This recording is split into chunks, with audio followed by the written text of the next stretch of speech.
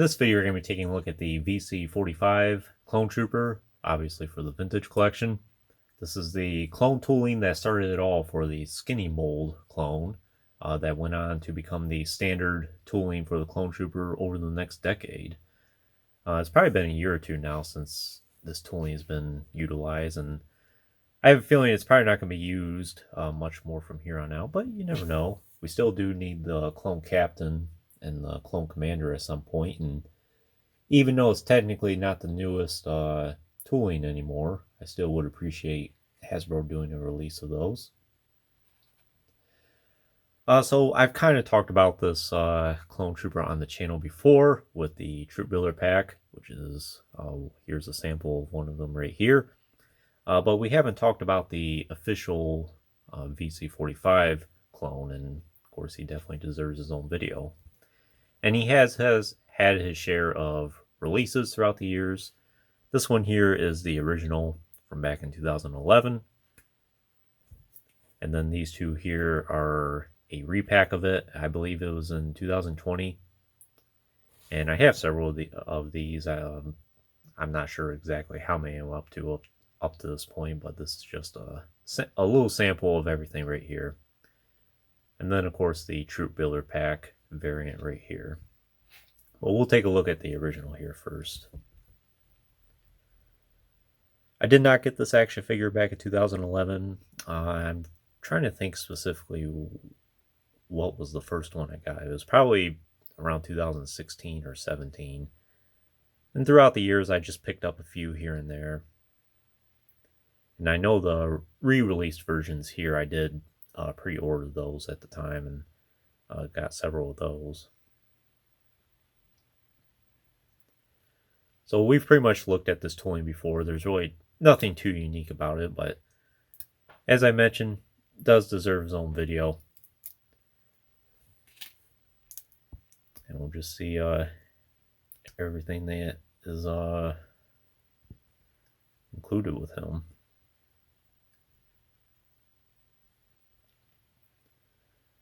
So I've mentioned it before, I am personally still a big fan of the skinny mold.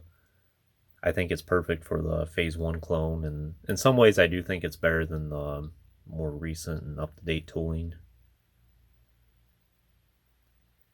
Just feels like a more sturdy action figure, even though it's not technically the most articulated. You can pretty much get them in all the poses that you're going to want them in.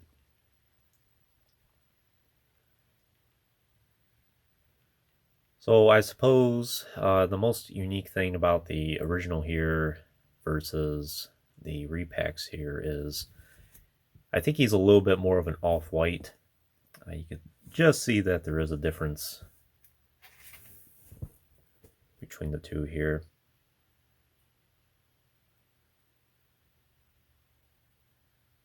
Doesn't mean this one's yellowing, it's just a slightly different shade of white. Then he does have the painted face underneath, which I think is the better way to go with the Bodhi Taylor head here.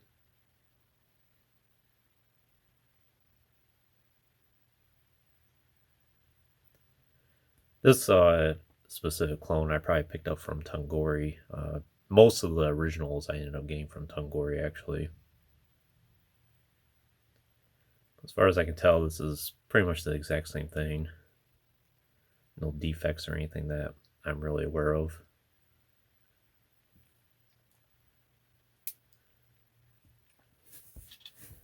And between the re-release here and the original, I actually think the original here is a little bit better.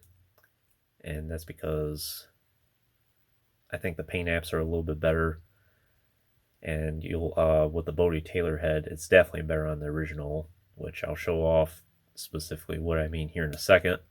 That's why I end up bringing two of the repacked variant out here, because one of them is kind of a comical head sculpt. It's not this one. Here's just a sample of the photoreal face. Looks alright. But that's not the case for all of them. This poor guy here. didn't quite work out for him. Very unfortunate.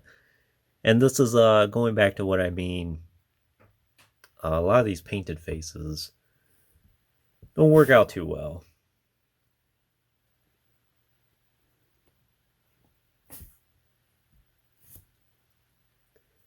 In fact, try to make a thumbnail here with it. Something like that.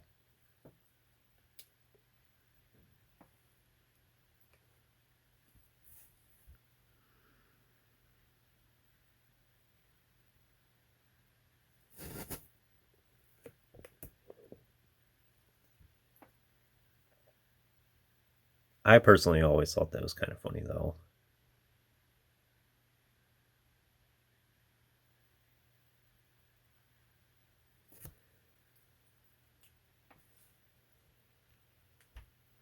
Well, like I said, I've mentioned it so many times before, I don't think the photoreal tech really translates well to action figures that were originally with the painted faces. So that's one of the main incentives, I would say, to get the original. Articulation is the exact same, what we always expect.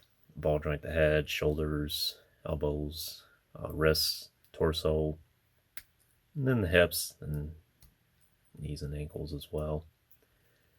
Then for accessories, I did touch on this in the Clone Lieutenant video I did previously. But Hasbro did, for many of the clones during this time, kind of go all out and do a lot of paint detailing in the DC-15 carbine and in the longer rifle here. But this one is painted a little bit different, I think, than the Clone Lieutenants. It's pretty close. It does have some details here, a little silver detail there. And the same with the longer rifle here.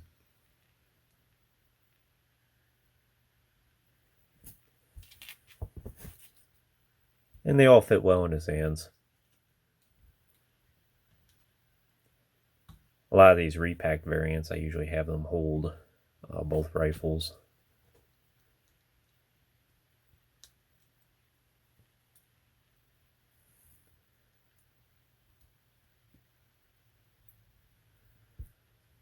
Something like that.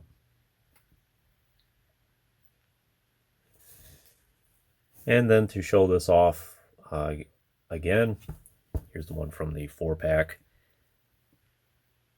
And I would say between the re-released variant of VC45 or the Troop Builder pack, definitely go with the Troop Builder pack. It is a different shade of white yet again.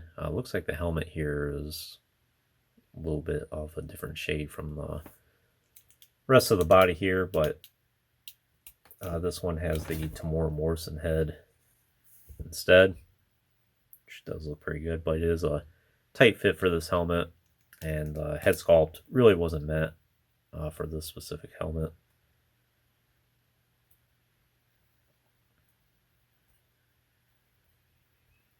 You can see it's squished out a little bit more.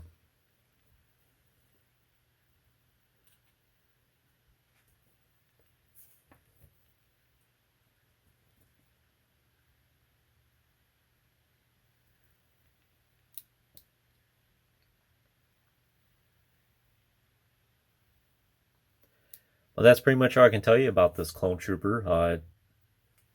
I think it's an excellent action figure. I got nothing bad to say about it at all. Like I said, it's the original, I think, is excellent.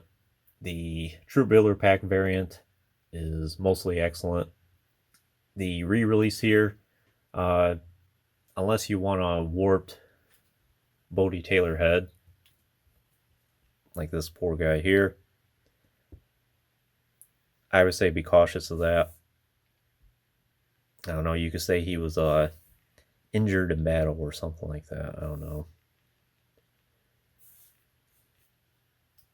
But overall, it's a great Clone Trooper. Great tooling.